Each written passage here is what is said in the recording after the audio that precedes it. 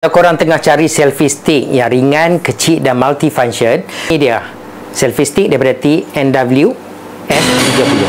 So pertama sekali guys, untuk selfie stick ni dia sangat ringan dan compact. Korang lipat saja dan terus boleh masuk poket. Korang tengok dia, walaupun dia compact, korang nak buka dia sangat mudah. Hanya satu button kat bawah ni dan terus korang boleh buka.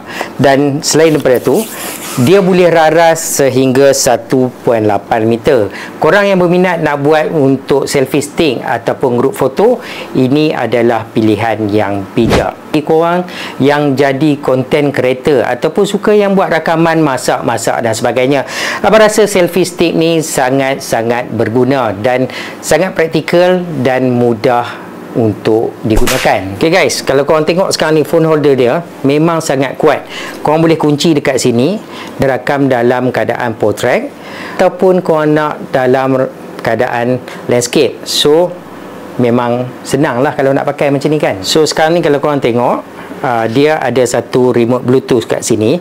Dah dia, kita hanya connect bluetooth dengan telefon dan kita boleh guna function bluetooth yang ada kat sini untuk record video dan juga record gambar guys. Sekarang ni bila dia dah connect, senang ya guys. Korang buka je kamera dan korang snap kat sini, dia automatic snap gambar. So kat sini dah ada gambar, korang tengok. Dan yang paling mudah sekali, kalau waktu kita tengah nak bercakap ataupun nak rakam video, abang just tekan macam ni saja dan dia terus boleh record. Kita cakap, kita hanya tekan sekali, dia good to go. Korang tengok sekarang ni dah ada satu recording. So dia memang sangat mudah dan bila dia letak satu tempat untuk simpan, sangat convenient untuk model TNW S30 ni guys. Selain daripada apa function yang ada kat sini, apa yang abang minat lagi dengan selfie stick ni guys, korang tengok kita boleh laras dia sampai ke bawah. Dan satu lagi fungsi di atas ni, kita boleh masukkan GoPro ataupun mirrorless ataupun DSLR kamera dan dia memang sangat berfungsi sebagai multifunction selain daripada material dia yang sangat kukuh dan juga solid.